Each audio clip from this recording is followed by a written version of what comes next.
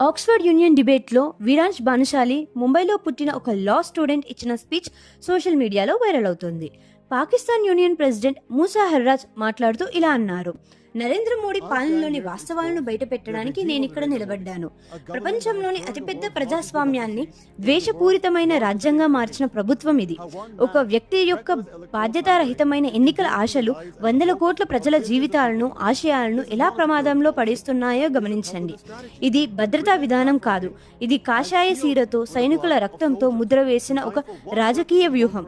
ఒక శాశ్వత శత్రువును సృష్టించడం ద్వారా అధికారాన్ని నిలబెట్టుకోవడం అనే దీని ఏకైక లక్ష్యం అని నిందించడంతో విరాంజ్ దీన్ని ఖండిస్తూ ఇలా అన్నారు: భారతదేశం ఒక ప్రజాకర్షక దేశమని మీరు వాదిస్తున్నారు.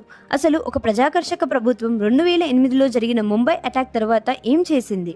ప్రజల ఆగ్రహం కట్టలు తెంచుకుంది. నాకు ఇంకా గుర్తుంది, మాకు ప్రతీకారం కావాలనిపించింది. ఎయిర్ ఫోర్స్ని మదార్కేలోని ఉగ్రవాద శిక్షణ శిబిరాలను నేలమట్టం చేయాలని మేము కోరుకున్నాము. ఒక ప్రజాకర్షక నాయకుడు అయితే కేవలం నెక్స్ట్ ఎలక్షన్స్ గెలవడం కోసం యుద్ధ విమానాలను పంపించి ఉండేవారు. కానీ అప్పటి కాంగ్రెస్ ప్రభుత్వం సంయమనాన్ని ఎంచుకుంది. వారు డిప్లొమసీని ఎంచుకున్నారు. ఆధారాలతో కూడిన పత్రాలను పంపాలని నిర్ణయించుకున్నారు. వారు అంతర్జాతీయ సమాజానికి మరియు మీకు విన్నవించుకున్నారు. మరి అది పనిచేసిందా? ఈ ప్రజాకర్షరహితమైన విధానం మాకు శాంతిని చేకూర్చిందా? దీనివల్ల పఠాన్కోట్ జరిగింది, దీనివల్ల ఉరి దాడి జరిగింది, దీనివల్ల పల్వామా దాడి జరిగింది. మేము ఒక కఠినమైన పాఠాన్ని నేర్చుకున్నాము మిస్టర్ ప్రెసిడెంట్. సిగ్గులేని దేశానికి మీరు సిగ్గు కలిగించలేరు.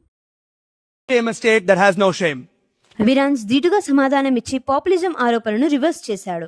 విరాంజ్ మాట్లాడిన మాటలో ఎన్నో ఎమోషన్స్, ఫ్యాక్ట్స్ ఉన్నాయి. అంతకంటే ఎక్కువ Oxford union chief of staff గర్వపడే భారతీయుడుగా విరాంజ్ ఎన్నో కోట్ల ప్రజలను శక్తివంతంగా రిప్రజెంట్ చేశాడు. ఈ స్పీచ్ పైన మీ అభిప్రాయాన్ని నా కామెంట్ సెక్షన్లో తెలపండి. జై హింద్.